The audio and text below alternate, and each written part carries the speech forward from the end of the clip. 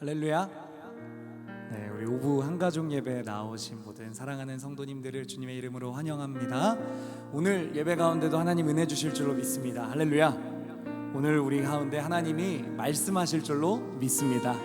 그리고 무엇보다 우리 가운데 합당한 은혜로 채워주실 줄로 믿습니다. 여러분, 우리가 예배를 시작하기 전에 이렇게 마음을 모으는 것은 늘 강조하고 더 강조해도 부족함이 없는 것 같습니다. 왜냐하면 하나님은 하나님 앞에 나아가는 자는 반드시 그가 계신 것을 믿고 또한 그가 우리에게 상 주시는 분이심을 믿어야 한다라고 히브리서에 우리에게 가르쳐 주셨기 때문입니다. 그런 의미에서 사랑하는 성도님들, 우리 한 사람이 천을 능히 당한다고 했는데 여기 모여 계신 수천 명의 사랑하는 성도님들께 주님의 이름으로 권면합니다. 여러분, 은혜 주실 하나님을 믿으십니까? 하나님 우리와 함께 하심을 신뢰하십니까? 우리 그 주님이 오늘도 우리의 예배와 찬양과 기도와 말씀을 통해 하나님의 은혜를 베풀어 줄 것을 믿고 신뢰하면서 주님 감사합니다라고 영광의 박수 함께 올리고 찬송하겠습니다. 하나님, 우리를 만나 주시옵소서.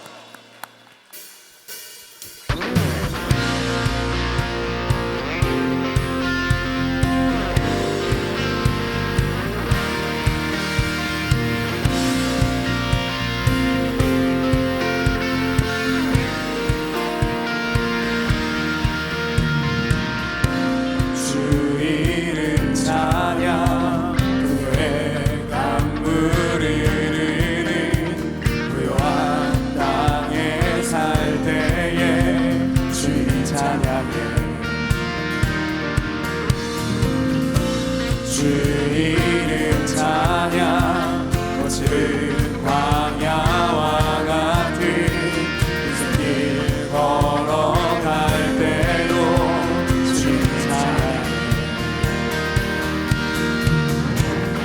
모든 축복 주신 주님 찬양하리. 어느 날이 다가와도 나 외치리. 주의 이름을 찬양해. 주의 이름을, 주의 이름을 찬양해. 영화로운 주 이름 찬양. 주 이름 찬양. 주 이름 찬양. 햇살이 나를 비추고 만물이 새롭게 될 때 주 찬양해. 주 이름 찬양. 가는 길 험할지라도 고통이 따를지라도 주님 찬양해. 모든 축복 주신 주님, 모든 축복 주신 우리가 주님을 찬양하겠습니다. 아멘. 어느 날이 명기 결단하시면서 나 외치리. 주의 이름을 찬양해. 주의 이름을 영화로운 주의 이름을 찬양해. 영화로운 주. 한 번 더 주의 이름을 찬양해. 주의 이름을 영화로운 주의 이름을 찬양해. 우리 처음부터 한 번만 더 해볼 수 있을까요? 찬양. 우리 3절입니다. 주 이름 찬양. 주 이름 햇살이 나를 비추고 햇살이 나를 비추고 만물이 새롭게 될 때에 새롭게 될 때 주님 찬양해. 자, 우리 함께 믿음으로 외쳐볼까요? 주 이름 우리가 가는 길이 험할지라도 고통이 따를지라도 주님 찬양해. 모든 축복 주신 주님 찬양하리.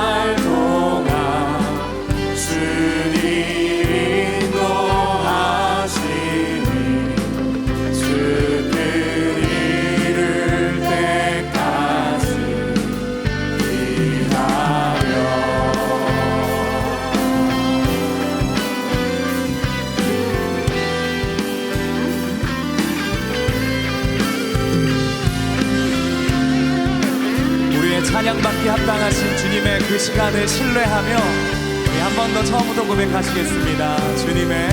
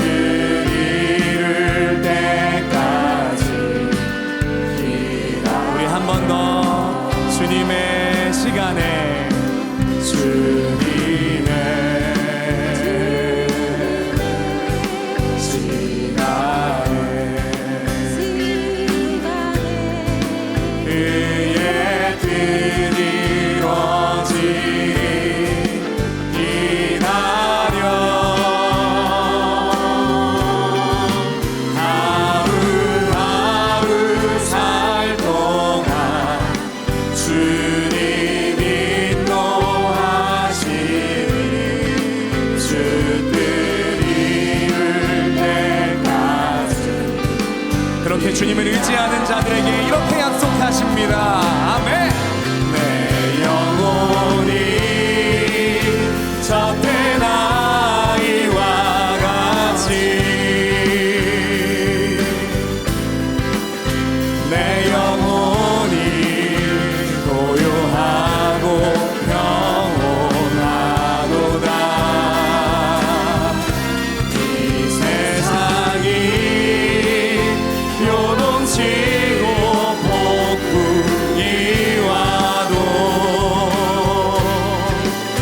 지금부터 영원까지 주를 바라네. 자, 목소리 높여서 기다려 기다려 기다려 그때를 나 그때를 그의 뜻이 이루어지리 기다려 주의 뜻이 이루어질 때 우리들의 모든 것 아름답게 변하리. 그렇게 신뢰하며 기다리는 자에게 이렇게 약속하십니다. 내 영혼이 젖된 아이와 같이 내 영혼이 고요하고 평온하도다. 이 세상이 요동치고 폭풍이 와도 지금부터 영원까지. 자, 우리 마지막으로 나의 영혼아 주님 앞에 편안할지어다. 내 영혼이 젖된 아이와 같이 내 영혼이 고요하고 평온하도다. 이 세상이 요동치고 폭풍이 와도 지금부터 영원까지 주를 바라네. 기다려 기다려 그때를 그의 뜻이 이루어지리 기다려 주의 뜻이 이루어질 때 우리들의 모든 것 아름답게 변하리.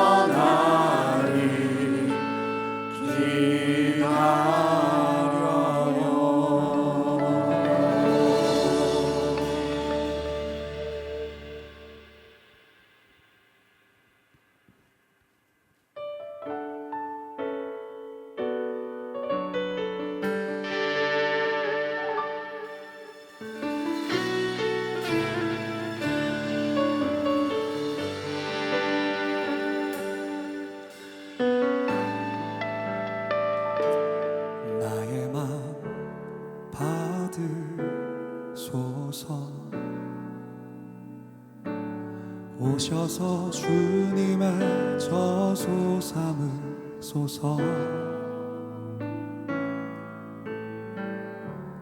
나의 전부이신 주여 내 마음을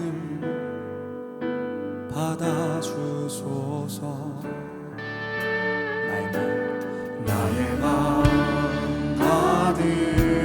받으소서. 오셔서 주님의 저소 삼으소서. 나의 전부이신 주여 내 마음을 받아주소서. 나의 마음을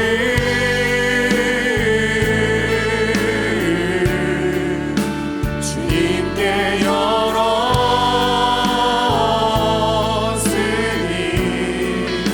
주여 내게 오셔서 내 맘에 거하여 주옵소서. 주가 기뻐하는 주의 성전 되게 하소서. 나의 마음 받으소서. 오셔서 주님의 저소 삼으소서. 나의 전부이신 주여 내 마음을. 우리 처음부터 한 번 더 고백하시겠습니다. 나의 마음 받으소서. 나의 마음 받으소서. 오셔서 주님의 저소 삼으소서. 나의 전부이신 주여 내 마음을 받아주소서. 나의 마음을 나의 마음을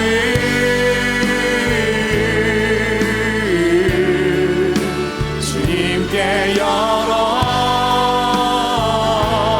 열었으니 주여 내게 오셔서 내 맘에 거하여 주옵소서. 주가 기뻐하는 나의 마음을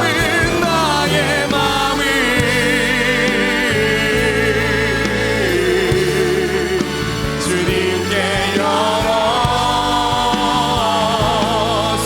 열었으니 주여 내게 오셔서 내 맘에 거하여 자, 우리 한 번 더 우리의 진실한 마음으로 우리의 마음을 주께 열었습니다. 오 나의 마음을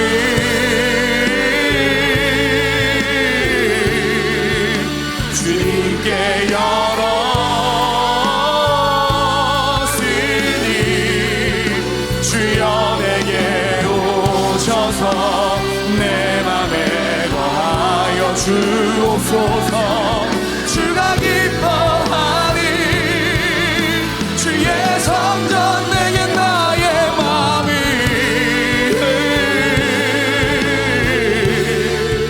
주님께 열었으니 주여 내게. 주여 이 시간 우리에게 오시옵소서. 우리의 마음을 다스려 주옵소서. 주가 기뻐하는 주의 성전 되게 하소서. 나의 마음 받으소서. 오셔서 주님의 저소 삼으소서. 나의 전부이신 주여 내 마음을 받아주소서. 오직 주의 사랑에 매여 내 영 기뻐 노래합니다. 이 소리 소망의 언덕 기쁨의 땅에서 주께 사랑 드립니다. 오직 주의 임재 안에 갇혀 내 영 기뻐 찬양합니다. 이 소명의 언덕 거룩한 땅에서 주께 경배드리. 우리의 목소리만으로 고백해 보실까요? 주께서 주신 모든 은혜 나는 말할 수 없습니다. 나는 말할 수 없네. 내 영혼 즐거이 주 따르렵니다. 주께 내 삶 드리. 마지막으로 한 번만 더 우리의 목소리로요. 주께서 주신 모든 은혜 나는 말할 수 없네. 내 영혼 즐거이 주 따르렵니다. 주께 내 삶 드립니다. 우리 눈을 감고 함께 기도하시겠습니다. 이렇게 기도 한번 해보시지요. 하나님, 오늘 우리가 드리는 이 모든 예배 가운데 우리의 마음을 주님 받아주십시오. 그래서 우리가 우리의 마음을 받으시는 그 주님의 놀라운 사랑에 매이는 밤이 되기를 원합니다. 은혜 받는 밤이 되기 원합니다. 우리에게 채워주시는 밤이 되길 원합니다. 주님의 때와 그 시간을 기억하며 주님을 만나 뵙는 밤이 되길 원합니다. 주여 우리에게 만나주시고 만져주시고 하나님의 은혜로 충만하게 채워 주시옵소서. 각자 가지고 있는 모든 기도의 제목이 있을 줄 아오나 오늘 말씀을 통해 우리 가운데 만나주시고 만나주실 그 하나님을 먼저 기대하오니 주여 우리에게 은혜 베푸사 오늘 이 저녁에 살아계신 하나님을 보게 하여 주옵소서라고 우리 주의 한번 치고 통성으로 기도하며 나아가시겠습니다. 주의 이름을 찾습니다. 주여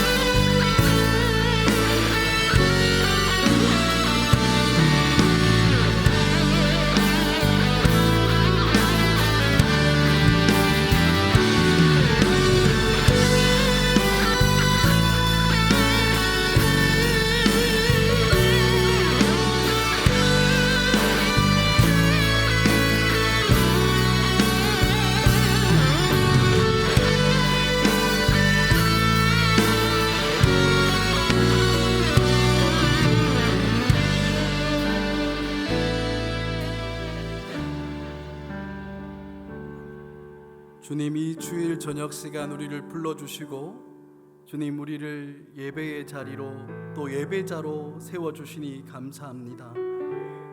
주님, 우리가 주님 앞에 설 수 있는 하나님 이유가 어디에 있겠습니까? 오직 주님의 은혜밖에 없음을 고백합니다. 하나님, 그 은혜와 그 사랑에 감격하여 주님 오늘 주님을 예배하러 이 자리에 나왔사오니 주여 하나님 아버지, 우리의 마음을 받아주시고 우리의 인격을 받아주시고 우리의 삶을 받아주셔서 정말 하나님께서 기뻐하시는 그 삶의 모습들로 우리의 마음 중심으로 변화시켜 가 주옵소서. 주님 하나님 아버지여, 우리 이 시간 또 주의 말씀 앞에 서려고 합니다. 주님, 정말 이 출애굽기의 경로를 따라 하나님 우리가 말씀을 보고 있는데 정말 그곳에서 그 하나님의 귀한 하나님의 손길을 발견하게 하시고 우리의 삶도 그렇게 역사하시며 인도해 가신다는 것을 발견하고 깨닫게 되는 오늘 이 시간 되게 하여 주옵소서. 하나님 아버지, 전하는 자나 듣는 자나 모두가 하나님의 마음으로 충만케 되는 오늘 이 시간 되게 하여 주옵소서. 역사하실 주님을 찬양하며 기대합니다. 예수 그리스도 이름으로 기도합니다. 아멘. 우리 찬양 받으신 하나님께 영광의 박수 올려드릴까요? 할렐루야. 오늘 우리 함께 볼 말씀은 구약성경 출애굽기 16장 1절에서 4절까지 말씀입니다. 출애굽기 16장 1절에서 4절입니다. 제가 가지고 있는 성경으로는 구약성경 106쪽쯤에 있습니다. 출애굽기 16장 1절에서 4절까지입니다. 여러분 다 찾으셨으면 제가 먼저 읽고 여러분이 읽는 순서로 말씀을 교독해서 우리 함께 같이 읽도록 하겠습니다. 제가 먼저 1절 읽습니다. 이스라엘 자손의 온 회중이 엘림에서 떠나 엘림과 시내산 사이에 있는 신광야에 이르니 애굽에서 나온 후 둘째 달 15일이라. 이스라엘 자손 온 회중이 그 광야에서 모세와 아론을 원망하여 이스라엘 자손이 그들에게 이르되 우리가 애굽 땅에서 고기 가마 곁에 앉아 있던 때와 떡을 배불리 먹던 때에 여호와의 손에 죽었더라면 좋았을 것을 너희가 이 광야로 우리를 인도해내어 이 온 회중이 줄여 죽게 하는도다. 그때에 여호와께서 모세에게 이르시되 보라, 내가 너희를 위하여 하늘에서 양식을 비같이 내리니 백성이 나가서 일용할 것을 날마다 거둘 것이라. 이같이 하여 그들이 내 율법을 준행하나 아니하나 내가 시험하리라. 아멘. 여러분, 우리 오부 한가족 예배에서는 엑소더스라는 주제를 가지고 이스라엘이 걸어갔던 출애굽의 경로를 우리가 함께 지금 살펴보고 있습니다. 벌써 6번째 시간인데요. 여러분들의 표정을 보니 처음 듣는다는 표정이 좀 보이긴 한데, 물론 지난주 물론 지난 5월과 6월에는 교회 일정에 따라서 여러 가지 이렇게 행사들이 좀 있었죠. 그래서 쭉 이어서 우리가 함께 보지는 못했습니다. 하지만 우리는 어쨌든 계속해서 이 출애굽의 경로를 따라 애굽에서 노예로 살아가던 그 이스라엘 백성들을 정말 하나님의 자녀로 만들어가는 그 과정을 우리가 함께 지금 살펴보고 있습니다. 그러면 기억나십니까? 지난 5주 동안 출애굽한 이스라엘 백성들이 어떤 경로를 걸어왔는지 잠깐 한번 짚어보고 오늘 말씀 계속해서 이어보겠습니다. 여러분, 제일 먼저 우리가 다루었던 지역이 어딘지 기억하십니까? 고센 지역이었습니다. 고센. 여러분들, 제가 여러분들의 표정은 보이지 않지만 여러분 알고 계시는 듯합니다. 그죠? 고센 지역이었습니다. 여러분, 이 고센 지역은 애굽에서 이스라엘 백성들이 이 요셉의 때부터, 그죠? 처음 애굽에 들어갔던 그 요셉 때부터 400년 동안 머물고 있었던 애굽의 땅이었습니다. 근데 하나님이 바로 이 애굽 땅 고센에서 이 모세와 아론을 찾아가시고 또 그곳에서 첫 번째 유월절을 통해 구원의 길을 열어주시며 새로운 삶으로 출발하게 하셨습니다. 여러분, 그렇게 고센 땅을 출발했습니다. 그런데 그렇게 고센 땅을 출발했던 이스라엘이 처음 도착한 곳이 숫곳이라는 곳입니다. 숫곳. 여러분, 이곳에서 이스라엘은 하나님의 군대, 그것도 단순히 같은 우리는 아브라함의 혈손이다, 자손이다라는 그런 혈연으로 맺어지는 그런 민족인 공동체가 아니라 하나님의 언약을 받은 자라면 그 누구라도 다 함께하는 그런 하나님의 군대로 새롭게 세워지는 모습을 우리는 이 숫곳을 다루면서 함께 보았습니다. 그리고 이 이스라엘 백성들이 이제 숫곳을 떠나 에담에 이르게 되었는데요, 이 에담에서는 하나님께서 낮에는 무슨 기둥이죠? 낮에는 구름 기둥, 밤에는 불 기둥으로 인도하시면서 광야의 길을 걷는 이스라엘 백성들을 결코 떠나지 않으시는 하나님을 경험하게 하십니다. 그리고 이 이스라엘 백성들이 지나간 곳이 바로 우리가 잘 알고 있는 홍해였습니다. 홍해. 애굽을 빠져나온 이스라엘 백성들 그 뒤에는 누가 따라왔습니까? 애굽 군대, 바로의 군대가 맹렬하게 쫓아왔고 그 앞에는 이 홍해가 가로막고 있었습니다. 여러분, 바로 그때 하나님께서 어떻게 역사하시죠? 홍해를 가르십니다. 홍해를 갈라서 바다를 정말 이스라엘 백성들이 마른 땅으로 걷게 하신 거예요. 여러분, 이렇게 홍해를 지나온 이스라엘 백성들은 쓴물을 단물로 바꿔주신 그 마라를 지나 엘림이라는 곳에 장막을 치게 됩니다. 여러분, 그런데 이 엘림이라는 곳이 어떤 곳입니까? 여러분, 오늘 보면 바로 앞에 나오는 출애굽기 15장 27절을 보면 이렇게 기록하고 있습니다. 여러분, 한번 자막을 보시고 한번 보시기 바랍니다. 제가 한번 읽어드리겠습니다. 그들이 엘림에 이르니 거기에 물샘 12과 종려나무 70그루가 있는지라 거기서 그들이 그 물 곁에 장막을 치니라. 여러분, 이렇게 이야기합니다. 여러분, 이 엘림이라는 곳은 애굽을 빠져나와 홍해를 건너며 애굽 군대의 추격을 피해온 이스라엘에게는 정말 위로가 되고 힘이 되는 그런 장소였을 거라고 저는 그렇게 생각합니다. 여러분, 가나안을 향해 광야 길을 걸었고 있던 이스라엘의 그 광야에서 얼마나 목말랐겠습니까? 얼마나 더웠겠습니까? 그런데 이 목마름과 더위를 해결해 줄 수 있는 그 물과 종려나무가 풍성했던 것이 바로 이 엘림이었기에 여러분, 그곳에서 이스라엘 백성들은 정말 참된 쉼을 얻고 하나님 허락하시는 평안을 누릴 수 있었을 겁니다. 그러니 하지만 여러분, 이 이스라엘 백성들이 그곳에 아무리 쉼을 얻고 평안을 얻었다고 하지만 여러분, 그곳 이 엘림은 하나님께서 약속하신 땅이 아니었습니다. 여러분, 하나님께서 약속하신 땅은 어디죠? 가나안이란 곳입니다. 가나안 곳, 그죠? 가나안 땅으로 향해 가고 있었습니다. 여러분, 그러니 이 엘림이 아무리 풍성하게 보이고 정말 좋아 보여도 여러분, 이 이스라엘 백성들은 어떻게 해야 됩니까? 그곳을 이 엘림에서 떠나 나와야 되는 겁니다. 여러분, 그래서 이스라엘 백성들은 그곳을 떠납니다. 여러분, 그럼 이 엘림을 떠난 이스라엘 백성들이 향하고 있는 곳이 어디였을까요? 여러분, 그 말씀을 1절에서 이야기하고 있습니다. 오늘 말씀 1절을 우리 다시 한 번 더 같이 한번 읽어보겠습니다. 소리 맞춰서 읽습니다. 시작. 이스라엘 자손의 온 회중이 엘림에서 떠나 엘림과 시내산 사이에 있는 신광야에 이르니 애굽에서 나온 후 둘째 달 15일이라. 여러분, 앞에서도 이야기했지만 하나님께서 이스라엘에게 약속하신 땅이 어디였다고 했습니까? 가나안 땅이었습니다. 가나안 땅. 여러분, 그런데 이스라엘 백성들이 애굽에서 나와 홍해를 건넜으면 곧바로 가나안 땅으로 향해야 될 것 같은데 여러분, 지금 오늘 말씀 1절을 보니까 이들이 향하는 곳이 어디였습니까?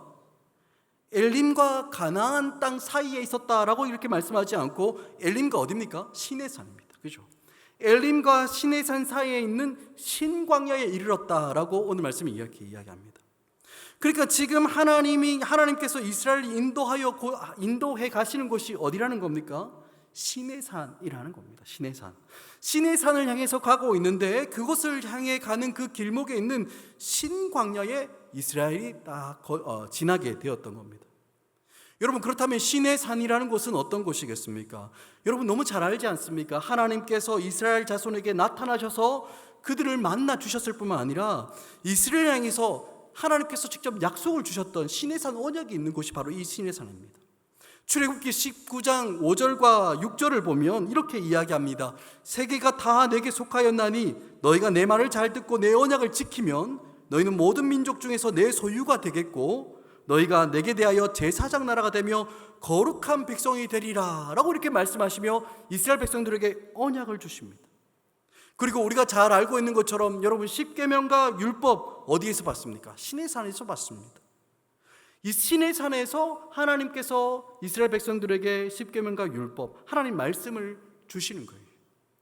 그러니까 지금 하나님은 이스라엘 백성들을 시내산으로, 즉 하나님이 그들을 만나 주시는 곳, 하나님께서 그들에게 언약을 주시는 곳, 하나님의 계명과 하나님의 율법과 하나님의 말씀을 주시는 곳인 시내산으로 인도하고 있는 중이다라는 것입니다. 여러분, 그런데 이스라엘 가운데 문제가 하나 발생했습니다. 여기에서 무슨 문제겠습니까? 이제 이들이 애굽에서 나온 지가 한 달여가 지나자 그들이 가지고 있었던 이 식량이 다 떨어지게 된 겁니다.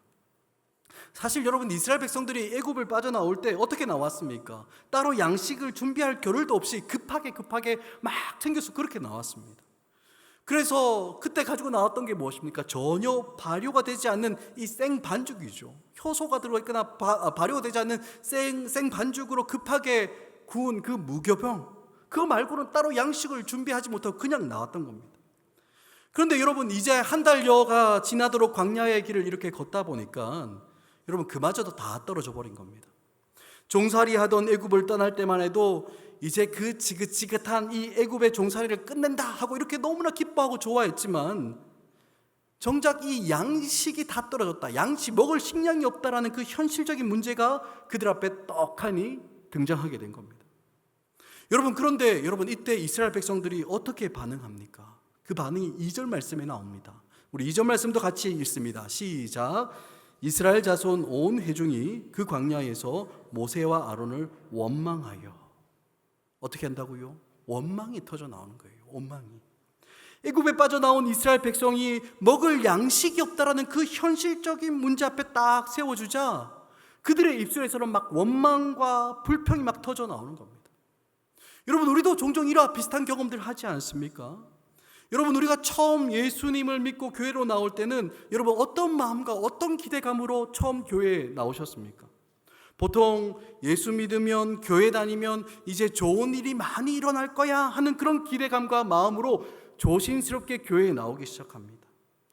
특히 경제적으로 힘들 때나 혹은 여러 가지 복잡한 문제로 막 마음이 어려울 때, 아니면 큰 병에 걸려서 건강이 막 위협받고 있을 때 주변에서 예수 믿으면 복 받습니다, 교회 나가면 치유받습니다, 예수 믿으면 만사 형통합니다 라는 그런 이야기를 딱 듣고 혹시나 하는 마음에 교회로 나오게 됩니다. 물론 하나님께서 우리를 향해 은혜와 긍휼을 베풀어 주셔서 경제적인 풍성함도 허락해 주시고, 또 때로는 병을 고쳐주시기도 하고, 꼬여있던 문제가 형통하게 술술 풀리는 일, 그것들 우리에게 해 주시기도 합니다. 하지만 여러분, 우리가 계속해서 교회 안에 머물고 신앙생활을 하다 보면 여러분 어떻습니까? 우리가 예수 믿는다고 해서 여러분, 우리 자녀들이 다른 집의 자녀들보다 더 잘 되고 있습니까? 그런 일이 잘 안 일어나요. 그죠? 예수 믿는다고 해서 우리가 더 부자가 되거나, 예수 믿는다고 해서 막 병에서 막 다 이렇게 막 고침받고 치유받거나, 아니면 병 자체가 걸리지 않거나, 아니면 예수 믿는다고 해서 만사가 다 형통하게 되는 그런 일들, 여러분, 그런 일들 잘 일어나지 않는다는 것을 우리는 훨씬 더 많이 경험하게 됩니다. 하지만 여러분, 그럼에도 불구하고 우리는 믿음으로 무엇을 고백합니까? 형통하다라고 이렇게 고백합니다. 믿음으로. 그렇죠. 뿐만 아니라 우리는 여전히 육체의 질병과 아픔과 연약함을 가지고 있음에도 불구하고 하나님께서 나를 치유하셨습니다, 하나님께서 나를 고쳤습니다, 이렇게 고백하기도 하고, 또 우리는 여전히 경제적으로 어려움과 가난함 가운데 있지만 하나님께서 나를 풍성하게 하셨습니다라고 고백하기도 합니다. 여러분, 우리가 그렇게 믿음으로 고백하지 않습니까? 그렇죠? 여러분, 우리는 믿음으로 하나님을 인정하며 하나님을 찬양합니다. 왜 그렇습니까? 우리가 살아가는 이 세상에서 현실적인 문제가 우리 가운데 여전히 남아 있음에도 불구하고 죄로 인해 끊어졌던 그 하나님의 관계가 회복되고, 또 우리 안에 있던 그 죄의 본성이 주님 안에서 다루어져 가기 때문에 회복과 치유를 고백하는 겁니다. 우리는 여전히 어려움과 가난함 가운데 있지만 때를 따라 먹여주실 뿐만 아니라 하나님의 그 풍성한 은혜로 우리를 하나님의 자녀 삼아 주셨다는 그 이유 하나만으로도 우리는 하나님의 그 풍성한 은혜를 노래하고 찬양합니다. 이 땅을 살아가는 그 우리는 여전히 수많은 문제들 속에서 전전긍긍하며 그렇게 살아가지만, 그 어려운 문제 속에서도 우리와 함께 하시는 이가 누구십니까? 여러분, 우리 하나님이시지 않습니까? 우리 아버지 되시는 하나님이 우리와 함께 하기 때문에 여러분, 우리는 하나님과 동행하는 형통함을 고백하며 그렇게 살아가는 겁니다. 여러분, 이처럼 예수님을 믿는 믿음으로 인해 평안함이 우리에게 있고, 구원의 기쁨과 그 은혜와 회복과 치유와 형통이 우리 안에 분명히 있습니다. 여러분, 믿으십니까? 그렇죠. 우리에게 분명히 있습니다. 하지만 여러분, 이러한 은혜를 누리며 살아감에도 불구하고 성도인 우리에게는 여전히 세상적인 문제와 어려움들이 그대로 남아있다는 그 사실은 그 누구도 부인할 수 없는 현실인 겁니다. 그런데 문제는 이러한 현실적인 문제에 우리가 딱 직면하게 되면 너무나 큰 어려움이 우리 가운데 딱 다가오게 되면 여러분 우리도 오늘 본문에서 등장하는 이스라엘 백성들과 똑같이 그렇게 반응하게 된다라는 겁니다. 여러분, 그렇다면 오늘 이스라엘 백성들이 원망하고 불평했던 그 내용이 구체적으로 어떤 것입니까? 여러분, 3절 말씀입니다. 여러분, 3절 말씀도 우리 함께 같이 읽습니다. 시작. 이스라엘 자손이 그들에게 이르되 떡을 배불리 먹던 때에 여호와의 손에 죽었더라면 좋았을 것을 너희가 이 광야로 우리를 인도해내어 이 온 회중이 줄여 죽게 하는도다. 여러분, 이스라엘 백성들이 지금 뭐라고 불평합니까? 우리가 애굽 땅에서 고기 가마 곁에 앉아 있었던 그때와 떡을 배불리 먹던 때에 그때 여호와의 손에 죽었으면 참 좋았을 것을 이렇게 불평합니다. 하지만 여러분, 가만히 생각해 보면 사실 이스라엘 백성들은 애굽에서 무슨 신분으로 살았습니까? 종노릇하며 살았습니다. 노예 신분이었어요. 그러니 여러분, 진짜 이 사람들이 이야기하는 그처럼 따뜻한 고기 가마 곁에서 편안하게 앉아서 고기를 배불리 먹거나 아니면 떡을 배불리 먹었을 때가 여러분 그들에게 정말 있었겠습니까? 여러분, 출애굽기 1장을 보면 애굽에서 종살이하고 있었던 이스라엘 백성들의 상황과 형편이 나오는데 뭐라고 이야기하냐면 그들은 무거운 짐을 지고 학대받고 힘든 일과 어려운 노동을 해야 하는 노예의 상태, 착취당하는 상태 아래에 있었던 자들이다라고 이렇게 설명하고 있습니다. 뿐만 아니라 여러분, 이스라엘 백성들 중에 태어나는 아이들 중에 남자아이들은 키우지도 못했습니다. 그냥 강물에 던져야 하는 그런 상황이 바로 이스라엘 백성들의 상황이었습니다. 여러분, 그런 상황이었음에도 불구하고 지금 이스라엘 백성들이 말하고 있는 것이 무엇입니까? 그때가 더 좋았다는 겁니다. 그때가 더 좋았다는 거예요. 그래서 행복하고 배부르게 잘 살고 있었던 우리를 왜 굳이 이 광야로 인도해내서 굶어 죽게 하느냐라고 이렇게 원망하고 있는 거예요. 지금 이들에게 있어서 하나님께서 그들 가운데 베푸신 구원은 나를 행복하게 만들어주지도 않고 또 나에게 만족함도 주지 못한다라고 투덜거리고 있는 겁니다. 그러니까 이스라엘 백성들이 원하는 하나님의 구원이라는 게 뭐였겠습니까? 그저 나를 배부르게 해주면 좋고 나를 풍성하게 해주고 나를 편안하게 해주는 것이 구원이다라고 그들은 생각했던 겁니다.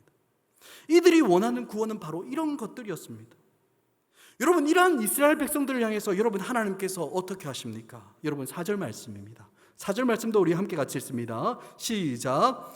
그때에 여호와께서 모세에게 이르시되 보라, 내가 너희를 위하여 하늘에서 양식을 비같이 내리니 백성이 나가서 일용할 것을 날마다 거둘 것이라. 이같이 하여 그들이 내 율법을 준행하나 아니하나 내가 시험하리라. 사랑하는 여러분, 하나님께서 먹을 양식이 없는 이스라엘 백성들을 향해서 무엇을 약속하십니까? 먹을 것을 약속해 주십니다. 너희를 위해서 하늘에서 비같이 양식을 내려주겠다라고 약속하셨습니다. 여러분, 하나님께서 비같이 내려주신다는 것 무엇이었습니까? 양식을 그렇게 해주신다는 거예요. 양식이 정말 부족한 사람이 하나도 없도록 남녀노소 누구라도 한 사람도 빠짐없이 양식을 공급해 주겠다라고 말씀하시는 거예요. 그래서 이스라엘 백성들이 나가서 일용할 것, 그러니까 하루 먹을 것, 하루치만큼을 날마다 거둘 수 있도록 하나님 공급하겠다라고 말씀하시는 겁니다. 여러분, 그런데 여러분, 하나님께서 불평이 가득하고 원망이 가득한 이스라엘 백성들에게 여러분 이렇게까지 하시는 이유가 무엇입니까? 물론 광야에서 먹을 것이 없는 이스라엘의 그 현실적인 문제를 해결해 주시기 위해서 하나님은 그들에게 먹을 것을 공급하십니다. 하지만 여러분, 그것이 핵심이 아니에요. 여러분, 핵심은 다른 것입니다. 핵심이 어디에 있습니까? 여러분, 아까 읽었던 4절 마지막 부분을 한번 보시기 바랍니다. 4절 마지막 부분을 보면 뭐라고 말씀합니까? 이같이 하여 양식을 그렇게 공급해줘서 그들이 내 율법을 준행하나 아니하나 내가 시험하리라 라고 이렇게 말씀하시는 거예요. 그러니까 이 4절의 말씀을 우리식으로 바꾸어서 조금 더 쉽게 이해하자면 이런 겁니다. 너희가 지금 먹을 것이 없어서 구원받은 것을 불평해? 그럼 내가 어디 먹을 것을 충분히 한번 줘볼 테니까 너희가 내 말을 듣는지 안 듣는지 한번 시험해보자. 그렇게 말씀하고 있는 거예요.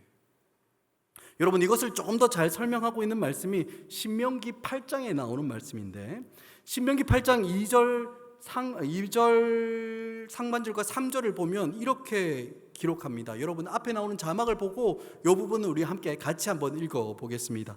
같이 한번 읽습니다. 시작. 이는 너를 낮추시며 너를 시험하사 내 마음이 어떠한지 그 명령을 지키지 않는지 알려 하심이라. 너를 낮추시며 너를 줄이게 하시며 또 너도 알지 못하며 내 조상들도 알지 못하던 만나를 내게 먹이신 것은 사람이 떡으로만 사는 것이 아니요 여호와 입에서 나오는 모든 말씀으로 사는 줄 내가 알게 하려 하심이라. 아멘. 여러분, 이 신명기 8장의 말씀에 따르면 하나님께서 하늘에서 양식을 비처럼 내려주시고 시험하시는 이유가 뭐라는 겁니까? 하나님의 명령을 지키는 이 싸움, 즉 하나님의 명령을 지키느냐 안 지키느냐의 그 문제에 가장 중요한 조건과 근거가 되는 것이 무엇인지를 알려주시기 위해서라는 겁니다. 그러니까 하나님이 이스라엘 백성들에게 알려주시고자 하는 것은 하나님의 구원은 종살이하던 그 이스라엘 백성들에게 자유를 주고 무거운 노역을 풀어주고 더 나아가서 가나안 땅을 주시기 위해서 구원하신 것이 아니라는 거예요. 하나님은 이스라엘 백성들이 더 이상 고생하지 않고 배부르게 먹으며 다른 사람들이 부러워할 만한 그런 세상의 풍성함을 누리며 살아가도록 구원하신 것이 아니라, 여러분, 무엇이 문제라는 겁니까? 여호와의 입에서 나오는 모든 말씀으로, 하나님의 말씀으로 우리의 삶을 채우며 그 말씀에 순종하며 살아가게 하고자 내가 이스라엘을 구원하였다라는 것을 알려주고 싶으신 겁니다. 여러분, 그런데 문제는 이스라엘 백성들이 지금 당장 먹을 것이 없으니까 하나님 당신의 구원은 헛된 것입니다. 아니, 하나님이 우리를 구원하기 전에 따뜻한 고기가 막 곁에서 고기도 많이 먹고 또 떡도 배불리 먹었는데 지금 당장 하나님이 구원한 이후에는 아무것도 없는 이 광야에서 우리가 굶어 죽기 직전입니다. 그러니 하나님의 구원은 지금 우리에게 아무런 의미가 없는 겁니다. 차라리 구원받기 전에 그 모습이 애굽에서 종살이하던 그 때가 우리에겐 더 좋았습니다 라고 그렇게 원망하고 따지고 있는 거예요. 이러한 이스라엘 백성들에게 하나님은 양식을 허락해 주십니다. 만나와 메추라기를 베풀어 주시는 겁니다. 매일 아침에는 누구나 다 풍성하게 배불리 먹을 수 있는 만나를 주시고 또 저녁에는 메추라기를 주시는 겁니다. 그리고는 하나님이 그래, 너희가 필요한 건 내가 다 한번 채워줄 테니까 그럼 너희가 구원받은 자의 삶을 제대로 살아갈 수 있는지, 너희가 내 말을 잘 지키고 행할 수 있는지 한번 보자라고 시험하시는 겁니다. 즉 하나님이 지금 이스라엘 백성들에게 필요한 것은 너희가 좋은 환경, 좋은 조건 그런 게 아니라는 것을 증명해 보고자 시험하시는 거예요. 하나님의 구원받은 자들이 하나님의 말씀을 순종하느냐 마느냐의 문제는 배가 부르고 넉넉하면 하나님 말씀 지킬 수 있고 배가 고프고 가난하면 지킬 수 없는 것이 아니다라는 것을 보여주고 싶으신 겁니다. 결국 하나님의 계명과 말씀을 지키는 문제는 배가 고픈가 부른가의 문제가 아니라 상황과 환경과는 상관없이 이스라엘 백성들의 그 마음과 중심의 문제임을 하나님은 보여주시고자 하시는 거예요.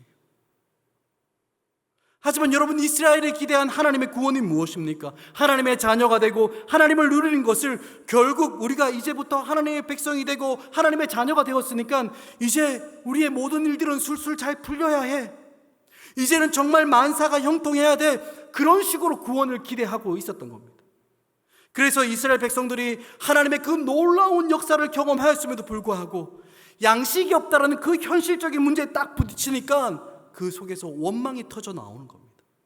하나님, 내가 하나님의 백성으로, 하나님의 자녀로 하나님의 말씀을 따라 정말 살아가고 싶은데 지금 내 상황이 너무 나빠서, 지금 처해 있는 환경이 너무 힘들어서, 지금 당장 내가 먹고 살 수 있는 것이 없어서 하나님 말씀 지금은 순종 못하겠어요 하고 그렇게 핑계대고 있는 거예요.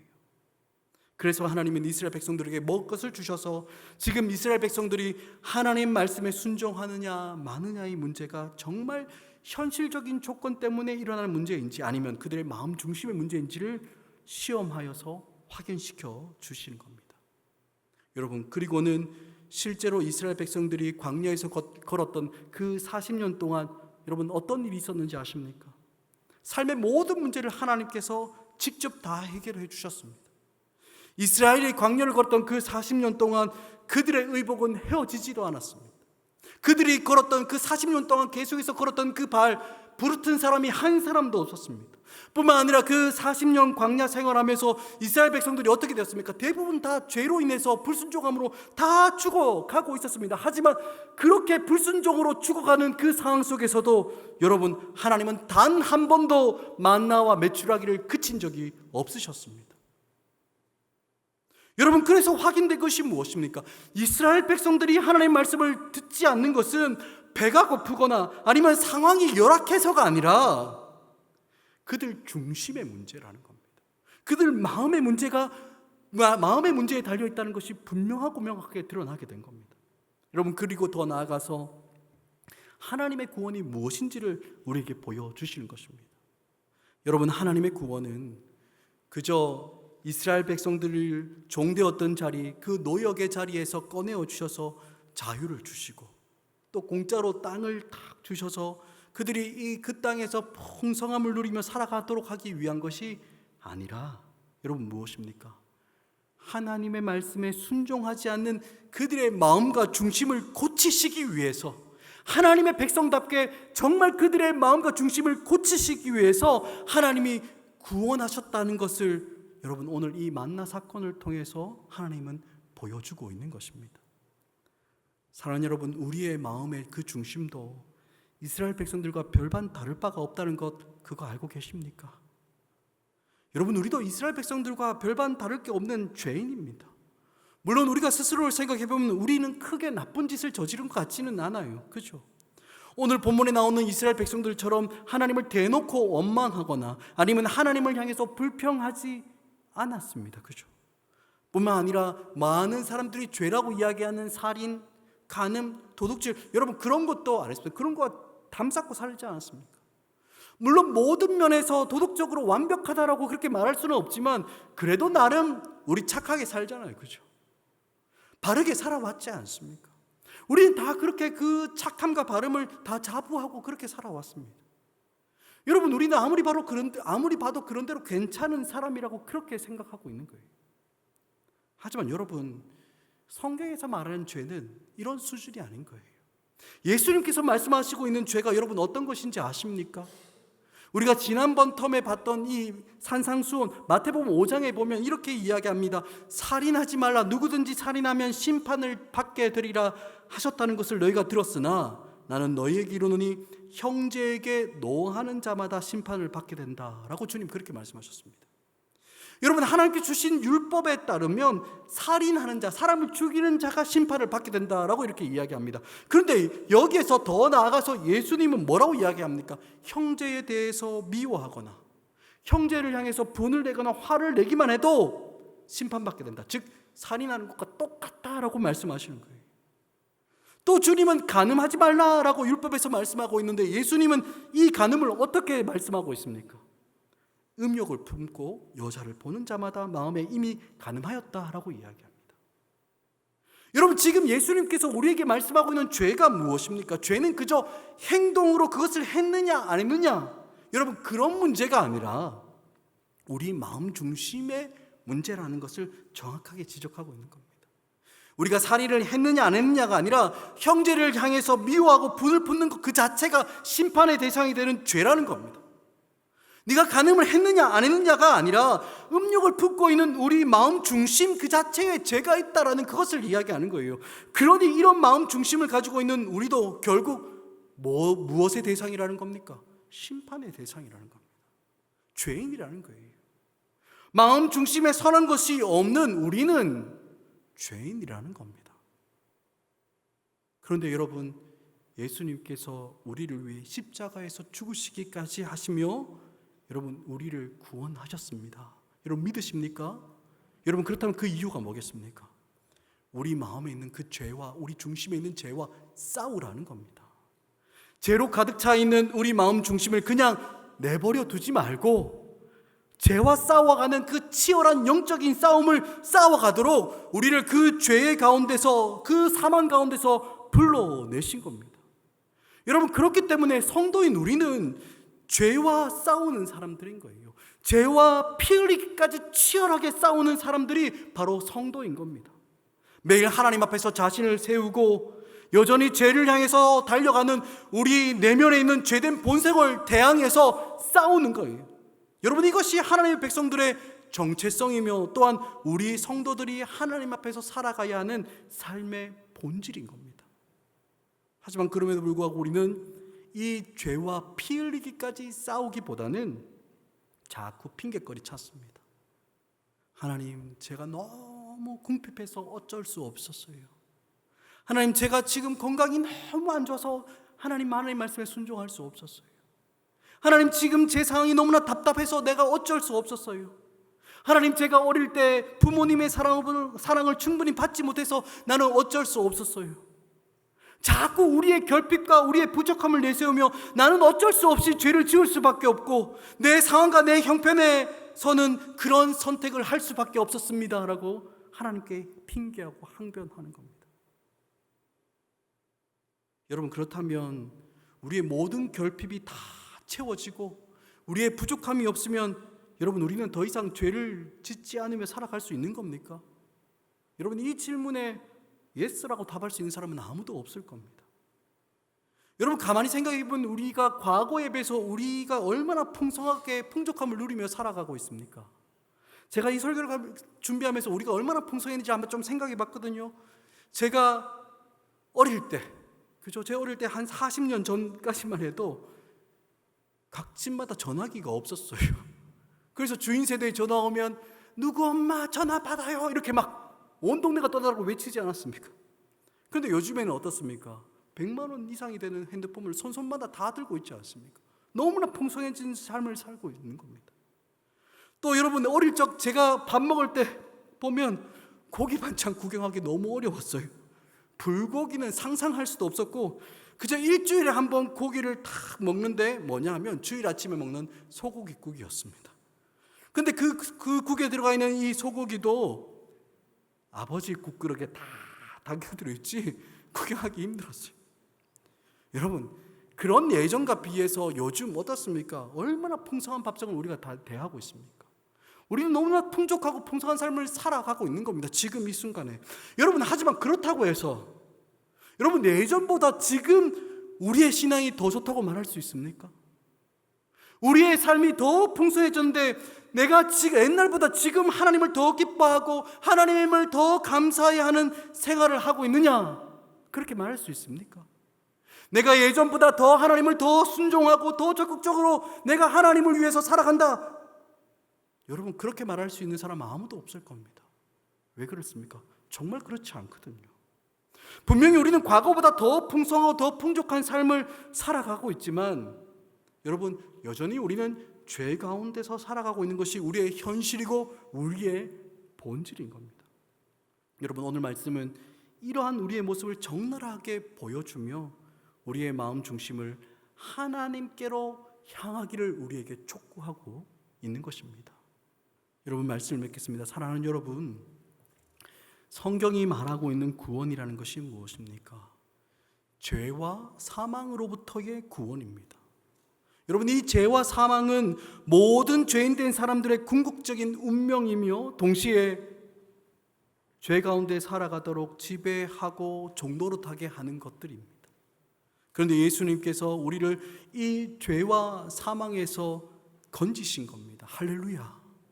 시기와 질투와 분냄과 모든 악한 생각들로 가득 찬 그런 삶을 살아가다가 우리 구주 예수 그리스도로 말미암아 구원을 얻어 이제는 의와 진리와 평강과 긍휼과 자비와 겸손과 사랑의 삶으로 그렇게 부름을 받은 것입니다. 그러니 우리는 이 영적인 싸움을 싸워가야 하는 거예요. 단순히 나는 구원의 확신을 가지고 있습니다, 나는 지금 죽어도 천국에 갈 수 있습니다, 여러분, 그렇게 고백만 하는 것이 아니라 우리의 삶에서 우리의 모든 인격에서 죄와 사망의 그 지배에서 벗어나서 이제 예수 그리스도의 그 은혜의 지배 가운데 살아가고 있음이 드러나도록 죄와 피 흘리기까지 싸워가는 치열한 영적인 싸움을 싸워가야 하는 것입니다. 사랑하는 여러분, 이제 우리의 믿음과 신앙은 예수 믿으니 형통하게 되었더라, 예수 믿으니 잘 되게 되었더라, 예수 믿으니 내가 건강히 회복하게 되었더라, 예수 믿으니 우리 자녀가 잘 되었더라. 여러분, 이런 수준에서 우리 넘어서야 하는 거예요. 여러분, 하나님께서 우리를 구원하신 이유가 무엇입니까? 우리 마음 중심을 변화시키고 싶은 겁니다. 우리 마음의 중심과 우리의 생각을 변화시켜서 정말 하나님의 백성으로 살아가도록, 죄와 사망의 종로를 타고 있던 우리를 그렇게 그것을 원하시며 구원하신 것입니다. 바라기는 이 하나님의 구원하심을 제대로 알아 우리가 살아가는 그 삶의 자리에서 죄와 치열하게 싸워가며 정말 예수님을 닮은 인격과 성품과 행동이 드러나는 그 자리까지, 예수님을 본받는 그 삶의 자리까지 나아가는 우리 모두가 되길 간절히 소원합니다. 아멘. 우리 이 시간 함께 찬양하고 기도했으면 좋겠는데요, 우리가 앞에서 불렀던 찬양입니다. 나의 맘 받으소서. 하나님은 우리의 중심을 원하시고 우리의 마음을 원하시는 분이다 라고 말씀했습니다. 우리 이 시간 이 찬양을 드리며 하나님, 우리의 중심을 변화시켜 주옵소서. 우리 기도하는 마음으로 이 찬양 부르며 하나님께 나가도록 하겠습니다. 함께 찬양합니다. 나의 맘 받으소서.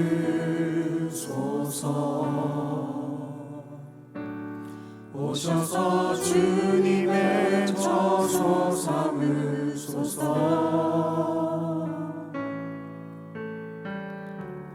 나의 전부이신 주여 내 마음을 받아주소서. 다시 한 번 더 고백하시겠습니다. 나의 맘 받으소서. 나의 맘 받으소서.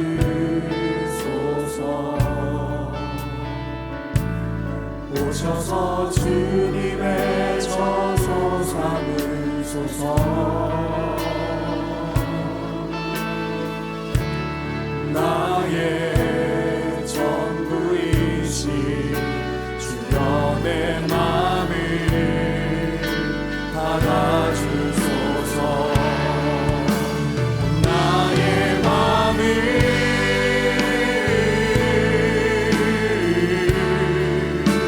주님께 열었으니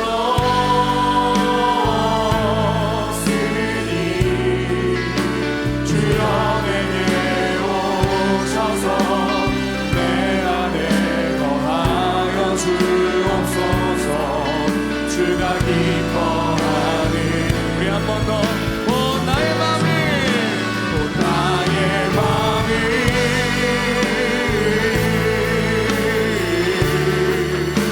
주님께 열었으니 주여 내게 오셔서 내 맘에 거하여 주옵소서. 우리 마지막으로 한 번 더. 기뻐하는 주의 성전 내게 나의 맘을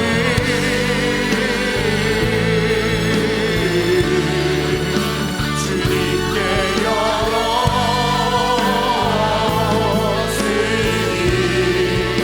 주여 내게 오셔서 내 맘에 거하여 주옵소서. 주가 기뻐하는 주의 성전 되게 하소서. 내 맘 받으소서. 오셔서 주님의 처소 삼으소서. 나의 전부이신 주여 내 맘을 받아주소서.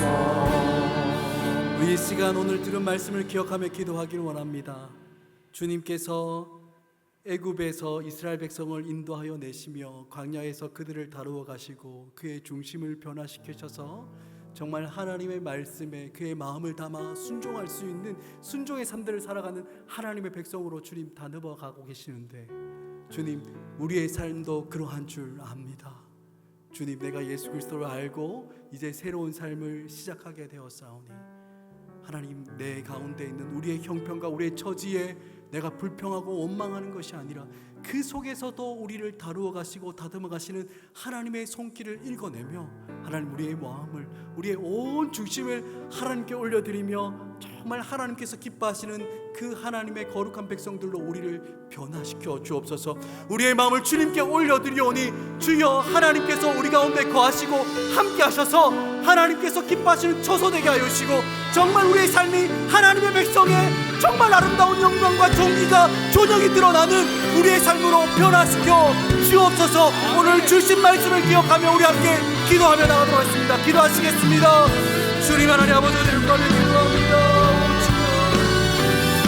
하나님 아버지, 하나님께서 우리에게 아버지 구원을 베풀어 주시고 하나님 아버지, 우리를 아버지 지배하고 있던 죄와 사망에서 하나님 그 결박에서 끌어내시며 우리로 하여금 정말 의와 진리와 평안과 기쁨과 겸손과 자비와 사랑의 삶으로 우리를 불러주셨사오니 하나님의 예수 그리스도의 그 은혜가 지배하는 그 삶으로 우리를 불러주셨사오니 주여 하나님 아버지, 이제는 우리의 삶 가운데 죄와 사망의 지배가 아니라 예수 그리스도께서 나를 지으시고 은혜가 지배하며 하나님의 놀라운 그 사랑과 성령의 능력이 나타나는 우리의 삶으로 변화시켜 주옵소서. 하나님, 우리가 삶을 살아가면서 우리에게 부족한 것을 생각하고 우리에게 없는 것을 생각하고 하나님, 이것이 하나님에게 하나님 이것이 부족해서 주님, 나는 하나님 지금 주님을 수고할 수 없습니다. 하나님, 그렇게 고백하며 기대하며 살아갑니다. 주여, 우리의 중심을 원하시는 그 주님 앞에 우리의 마음을 올려드리기를 원합니다. 하나님 아버지, 우리의 마음을 주여, 우리의 마음의 중심을 주께 올려드리기를 원합니다. 주여, 우리의 마음과 중심을 주께서 받으시고 주여 하나님, 우리가 이 죄와 싸워가는 성령의 능력을 더하여 주셔서 하나님, 우리로 하여금 하나님 아버지, 오늘 우리의 삶 가운데 하나님께 정말 예수 그리스도를 닮은 능력과 하나님 예수 그리스도를 닮은 성품과 예수 그리스도가 드러나는 아버지 우리의 삶이 될 수 있도록 예수 그리스도를 본받는 그 자리까지 우리로 하여금 걸어갈 수 있도록 주여 우리의 삶을 인도하여 주시고 주님 역사하여 주옵소서. 하나님, 이 죄와 사망의 싸움에서 하나님, 이 치열한 싸움을 우리가 피하고 우리가 도망가는 것이 아니라 피 흘리기까지 싸우며 이미 승리하신 예수 그리스도의 승리 아래 하나님 아버지, 주님을 기뻐하며 하나님께서 기뻐하시는 그 자리에 삶을 살아가는 우리가 될 수 있도록 주여 은혜 베풀어 주옵소서. 하나님, 우리의 구원을 단순히 우리가 주고 하나님 나라에 따라 하나님께서 우리 모든 것을 하나님 그런 나머지 구원이 아니라 우리의 삶을 변화시키시고 하나님께서 기뻐하시는 삶의 모습으로 하나님께서 기뻐하시는 하나님 아버지 예수 그리스도를 닮아가는 그 삶의 구원으로 우리의 삶이 나타날 수 있도록 은혜 베풀어 주옵소서. 주님, 우리는 할 수 없음을 고백합니다. 성령께서 우리 가운데 오셔서 함께하여 주옵소서. 사랑하는 주님, 오늘 말씀을 통해서 우리에게 말씀하여 주시고 하나님, 우리의 연약함과 여전히 죄와 사망 가운데 이끌려 살아가는 우리의 본 모습들을 보게 하시니 주여 감사합니다. 하나님, 이제는 더 이상 하나님 아버지 죄와 사망의 그 지배에서 끌려다니며 종노릇하는 것이 아니라 우리를 구원하신 그 예수 그리스도의 그 은혜의 지배가 우리의 삶 가운데 나타날 수 있도록 우리의 마음을 주님께 올려드리오니 주여 우리를 다듬어가 주시고 우리를 변화시켜 주옵소서. 하나님, 우리가 삶의 자리를 걸어갈 때 참 많은 결핍과 부족함들이 우리 가운데 나타납니다. 하지만 그렇다고 해서 우리가 하나님을 거절하거나 하나님 지금은 아닙니다 라고 하나님께 정말 아버지 나가지 못하는 것이 아니라 그럼에도 불구하고 우리의 마음과 중심을 주님 앞에 올려들어 정말 사람은 떡으로 사는 것이 아니라 하나님의 입에서 나오는 모든 말씀으로 살아간다라는 이 하나님의 그 말씀이 우리의 삶 가운데 선명하게 드러날 수 있도록 주 우리를 변화시켜 주시고 우리를 다루어 주옵소서. 주님, 이것을 우리가 할 수 없음을 고백합니다. 성령께서 우리 가운데 친히 임재하여 주사 주여 능력을 더하여 주셔서 죄와 치열하게 싸울 때 승리하게 하시고 또한 우리가 예수 그리스도를 닮은 그 자리까지 예수님을 본받는 그 자리까지 나아갈 수 있도록 주여 우리를 친히 인도하여 주옵소서. 그렇게 역사하실 주님을 찬양하며 기대합니다. 예수 그리스도 이름으로 기도합니다. 아멘. 이제 우리 주 예수 그리스도의 그 크신 은혜와 하나님 아버지의 끊을 수 없는 그 사랑하심과 성령 하나님이 우리를 불러주시고 우리를 새롭게 하시며 힘주시고 위로하시며 능력도 하시며 또한 교통하게 하시는 그 놀라운 역사하심이 우리의 중심과 우리의 마음을 다루어 가시며 우리로 하여금 예수 그리스도를 본받는 그 자리까지 나아오기를 기뻐하시며 우리를 그 은혜의 자리로 구원의 자리로 초대해 주신 그 하나님을 신뢰하며 이제는 죄와 사망으로부터 정말 피 흘리기까지 싸우며 예수 그리스도를 본받는 삶을 살아가기를 소원하며 작정하는 모든 성도들 그 머리 위에와 그 사랑하는 가정과 그 하는 모든 일들 가운데 영원토록 함께 있을지어다. 아멘. 너희